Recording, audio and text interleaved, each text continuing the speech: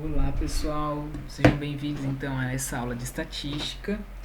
Hoje a nossa aula, nessa parte, a gente vai tratar um pouquinho sobre a diferença entre dados absolutos e dados relativos, tá? Então qual é a diferença entre um dado absoluto e um dado relativo? Até agora na disciplina de estatística a gente já falou bastante sobre o que é uma pesquisa estatística, o que são dados, o que são variáveis, o que são amostras, né? A gente conversou bastante a respeito de tabelas, como elas são construídas, o que são os gráficos, quais são os principais tipos de gráficos, o que é uma tabela de distribuição de frequência, né? E se a gente for pensar bem, todas essas coisas envolvem dados, né? E o que são esses dados? São números, né?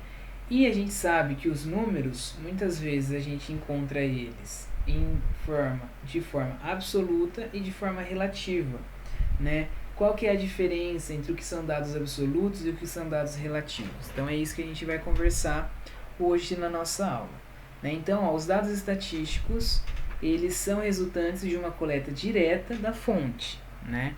E quando eles não sofrem nenhuma manipulação, então quando eles não têm nenhuma manipulação a não ser contagem e medida, então eu tenho que esses dados são absolutos, né? Contrário ao que são os dados relativos. Por quê? Porque os dados relativos é quando eles são manipulados, né? Então existe uma relação entre os dados, né? Essa relação pode ser uma divisão, pode ser uma razão entre dois dados para que eles possam ser comparados, né? Então, assim, a ideia é realçar ou facilitar as comparações entre quantidades, tá? Então, o que significa isso? Eu preciso enxergar de forma mais fácil duas situações comparáveis. Então, eu faço o quê? Eu pego meus dados, que são absolutos, transformo ele em dados que são relativos, para poder facilitar a minha visualização, tá? O que são esses dados relativos? São as nossas porcentagens, que a gente já trabalhou alguns exercícios lá atrás, são as taxas, os índices, os coeficientes, tudo isso são dados relativos, certo? E é sobre eles que a gente vai conversar então durante aqui a nossa aula, certo? Então o que é a porcentagem? Então, por exemplo, se a gente considerar aqui essa série abaixo, então a gente está vendo aqui que essa série divide uma escola em ensino fundamental, médio e superior, ou seja, é uma série categórica, né? Aí eu tenho os números de alunos por nível de ensino, né? Então o que significa isso? Eu vou ter alunos no ensino fundamental, médio e superior. Eu tenho 19 mil alunos no ensino fundamental, 1.600 alunos no ensino médio e 200 alunos no ensino superior. O que significa isso? Que são números absolutos. Da forma como eu coletei, eu medi, eu coloquei aqui, não manipulei eles em absolutamente nada. O que seria uma manipulação desses números fazendo uma porcentagem? Se eu pegar aqueles números lá e transformar em porcentagem, certo? Então, o que eu tenho aqui, ó? Eu tenho a conta que me traz a relação de porcentagem de cada um desses números em relação ao total. Então, lembra que a gente fazia uma regrinha de 3 para fazer o cálculo de porcentagem? É a mesma coisa, certo? Eu não vou refazer aqui essas regrinhas de 3 porque não tem necessidade, porque a gente já fez alguns exercícios anteriormente, tá? Então vai ficar, por exemplo, 19.286, que é o número de alunos no ensino fundamental, vezes 100, porque é de 100%, dividido por 21.201, que é o total de alunos. Ou seja, 90,96% dos alunos estão no ensino fundamental, né? Aí ele arredonda aqui para 91%. No ensino médio eu tenho 7,9% de alunos e no ensino superior eu tenho 1,1% de alunos, tá? Para nós o que interessa aqui não é a continha, tá? Para nós o que interessa aqui é isso aqui, ó. É um dado relativo. Ele foi de alguma forma manipulado, porque ele era 19 mil e ele passou a ser 91%.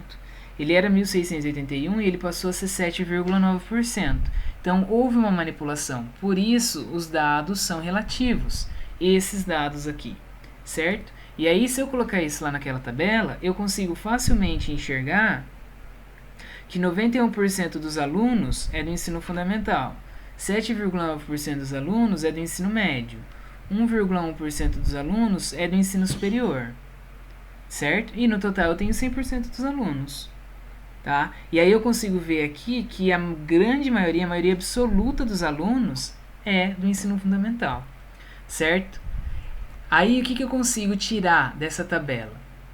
Se eu for parar para observar que a cada 100 alunos, 91 estão matriculados no ensino fundamental, 8 no ensino médio e 1 no ensino superior. Por quê? Porque aqui é uma parte de 100, porque é por cento, né? Então, 91 alunos a cada 100 são do ensino fundamental. 7,9 alunos a cada 100 são do ensino médio. 1,1 aluno a cada 100 são do ensino superior. Isso nessa escola. Então, aí eu tenho um dado relativo em porcentagem, tá? Se eu for pensar que isso é a parte de um todo, então essa é uma grande aplicação da porcentagem. Eu consigo enxergar a parte do todo, certo? Agora, vamos comparar duas cidades, né? Então, agora eu tenho a escola na cidade A e a escola na cidade B. Então, aqui nessa primeira coluna, eu tenho 19 mil alunos no ensino fundamental e na coluna B eu tenho 38 mil alunos no ensino fundamental. Se eu observar, eu tenho quase 20 mil alunos a mais no ensino fundamental na cidade B. Só que isso é um dado absoluto, então ele não me entrega muita coisa, entendeu? Ele me entrega essa informação, que é uma informação absoluta. Mas e para eu conseguir comparar qual a cidade que tem mais alunos no ensino fundamental, o que eu poderia fazer? Eu teria que colocar em porcentagem, porque daí eu veria a parte do todo, entendeu? Então, para eu conseguir comparar quanto que tem de aluno em cada nível de ensino em relação entre as duas cidades, fazer uma comparação entre as duas cidades, só é possível se eu fizer uma comparação em porcentagem. Por quê? Porque o total de alunos é muito grande. A diferença do total de alunos é muito grande entre as duas cidades. Então, eu não consigo tirar uma conclusão só olhando para os dados absolutos. Aí, se eu fizer a porcentagem, ó como fica mais claro. Então, aqui, ó, eu tenho o número de alunos da cidade A e aqui eu tenho a porcentagem de alunos por nível de ensino na cidade A. Então, lá, 91%, 7,9% e 1,1%. Aqui eu tenho o número total de alunos da cidade B e a porcentagem de alunos da cidade B, certo? Então, aí eu percebi que, apesar de eu ter quase 20 mil alunos a mais no ensino fundamental na cidade B, a porcentagem de alunos que eu tenho em relação ao total é a mesma, certo?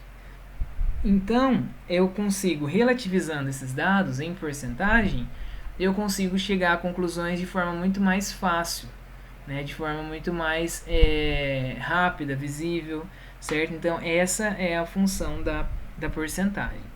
Um outro tipo de dado relativo são os índices, né? O que é o índice? É uma razão entre duas grandezas, tá? Então, aqui eu vou dar dois exemplos de índice. Então, quando a gente fala sobre coeficiente intelectual, o que é isso? É o QI, né? Então, aí a gente tem lá uma série que vai de 50, né, até 200. Isso de forma mais comum. Mas ela pode ir de 0 a 220, alguma coisa assim, né? Então, o que significa esse quociente? É um índice entre a idade mental da pessoa e a idade cronológica. Então, vamos supor que eu tenha idade mental de 60 anos, de 50 anos, e eu tenho 27 anos de idade.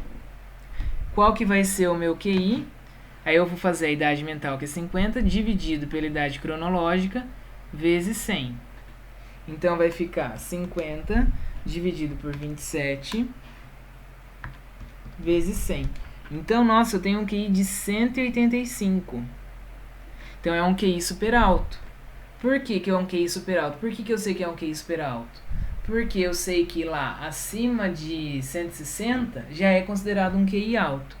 Então, aí o que eu tenho? Eu tenho um índice e é possível fazer comparação. Entendeu? Por quê? Porque as pessoas vão ter uma variação na idade mental e na validade cronológica. Mas quando eu faço uma relação entre as duas, eu consigo identificar o nível de inteligência dessas pessoas, por mais que elas tenham diferenças de idade cronológica, por exemplo. Certo? Então, eu relacionei duas grandezas, fiz uma razão entre as duas grandezas para chegar em um índice que me entrega alguma coisa. Então, e quando eu falo aqui sobre densidade demográfica, o que é a densidade demográfica? Ela é a quantidade de pessoas que moram num país dividido pela área desse país. Então, se a gente pensar na população do Brasil, por exemplo, a gente tem 200 milhões de habitantes. O Japão tem 20 milhões. Então, é 10 vezes menos quantidade de pessoas. Só que o Brasil, se a gente for comparar em área, em território brasileiro, imaginem que esse é o mapa do Brasil, o mapa do Japão é isso aqui. Então, o Japão é muito, muito, muito menor do que o Brasil em relação à superfície de área, né, de área territorial. Então, a densidade demográfica, por mais que a gente tenha 10 vezes mais pessoas do que no Japão, a densidade demográfica do Brasil é menor. Só que isso só é possível perceber por quê? Porque eu fiz um índice, eu fiz uma relativização dos meus dados. Eu não peguei a população absoluta e a área absoluta e comparei. Eu peguei a população absoluta fiz uma razão entre a população absoluta e a área absoluta e eu tive um dado relativo. E aí, tendo um dado relativo de um país e de outro, eu consigo comparar de forma mais justa, né, de forma mais pareada, né, essas características que são colocadas, certo? Aí a gente também tem índices econômicos, né? O que são índices econômicos? Então, são índices que indicam a saúde da economia de um país por pessoa, né? Então, eu vou pegar, por exemplo, a produção de bovinos por pessoa, a produção de soja por pessoa. Por quê? Porque daí eu vou saber, eu vou ter um índice e eu vou poder comparar esse índice com outros países, por exemplo. Ou eu vou comparar 2 estados, ou eu vou comparar 2 cidades, certo? Se a gente pensar em renda per capita, o que significa? É a quantidade de renda que tem por cabeça, por pessoa, né? Se a gente for pensar que nós somos em 200 milhões de habitantes, se a gente pegar a renda que a gente tem por pessoa e multiplicar por 200 milhões, eu vou ter um super número, né? Só que isso não indica que o Brasil é um país melhor. Por quê? Porque, na verdade, a gente é, em população, muito maior. Entendeu? Então, se a gente pegar o PIB brasileiro, a gente tem lá 3 trilhões. Né? Aí, dividindo pelos 200 milhões de pessoas, eu vou ter um PIB per capita menor do que muitos países que muitas vezes não têm os 3 trilhões de PIB, mas que possuem bem menos pessoas, certo? Então, isso já dá um ganho em índice. Então, em renda per capita, o índice de países que são europeus, por exemplo, eles têm índices per capita de renda muito maior do que o nosso, certo? Então, a gente consegue fazer esse tipo de comparação.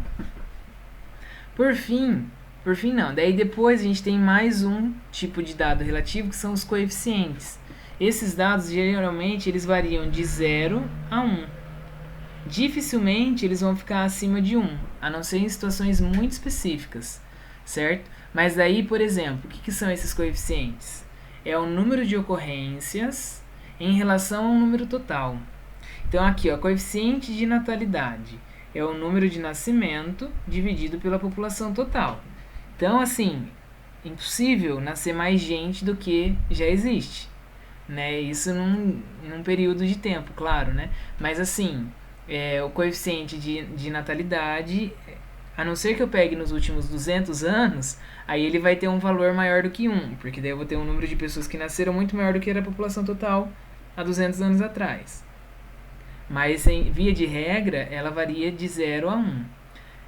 Taxa de mortalidade, o número de óbitos, o número de pessoas que morreram em relação à população total.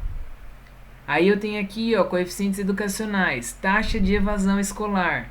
Então, é o número de alunos que saíram da escola e que em comparação com os alunos que tinham de matrícula inicialmente. Então, por exemplo, eu comecei o ano com 100 alunos, eu terminei o ano com 90 alunos, então eu perdi 10 alunos no meio do caminho. Então, para eu fazer o coeficiente de evasão, eu vou pegar os alunos que evadiram, que são 10, e dividir pelo número de matrículas que eu fiz no total, que eram 100. Certo? Então, daí eu tenho o meu coeficiente de evasão. Então, se eu fizer aqui, ó, esse coeficiente, 10 dividido por 100 vai ser igual a 0,1. Certo? Então, esse é o coeficiente de evasão. Tá? Ele não quer, ele só me diz, ele só se tornou um dado para eu comparar. Então, o coeficiente de evasão do ano de 2019 foi 0,1. Então, no ano de 2020 tem que ser 0,05, porque eu quero um coeficiente menor de evasão. Tá? Então, serve para esse tipo de situação. Tá? Isso são os coeficientes. Por fim, eu tenho as taxas. O que são as taxas? São os coeficientes, então aquele 0,1, multiplicado por uma potência de 10. Né? Então, qual que é o mais comum para nós? Se eu tenho 0,1 de coeficiente de evasão, se eu multiplicar por 100, eu vou ter o quê? 10%. Por que 10%? Porque 0,1 vezes 100 é 10. 0,1 vezes 100 é 10. E como eu estou multiplicando por 100, então é por cento. Certo? Então aí virou uma taxa. Então 10% dos meus alunos estão evadindo. Entendeu? Então eu tenho que reduzir essa taxa de evasão. Então eu tenho que trabalhar para reduzir essa taxa de evasão. Certo? Da mesma forma, eu posso ter a taxa de mortalidade, a taxa de natalidade, né, a taxa de evasão escolar, que é a que a gente está usando. Certo? Aí, geralmente, a taxa de mortalidade ela é multiplicada por 1000. Então, se eu pegar aqui, ó, 0,1 multiplicar por 1000, que taxa que eu vou ter? 0,1 vezes 1000 é 100.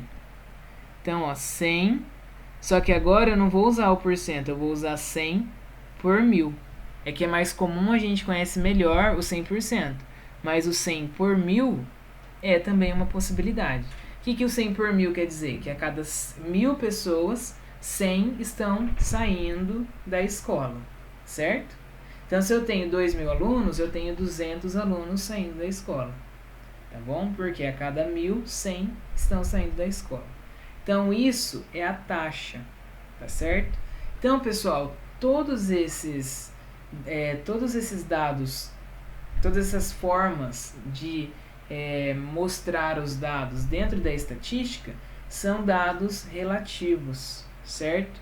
E aí a gente trabalha com cálculos de porcentagem, de regras de 3, para poder conseguir fazer, chegar a uma conclusão, chegar a um dado relativo, né? Para construir um gráfico, por exemplo, eu acabo utilizando de forma melhor, de forma mais eficiente se eu usar um número relativo, tá? Mas, de maneira geral, esses são os tipos de dados relativos que a gente tem.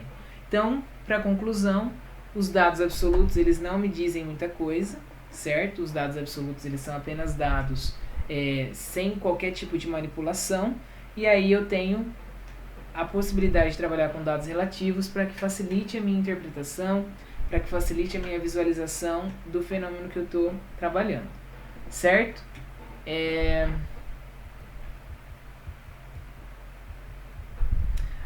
Para a nossa aula de hoje, era isso que eu tinha para falar para vocês. Eu aguardo vocês lá no fórum para continuar e finalizar a nossa aula, ok?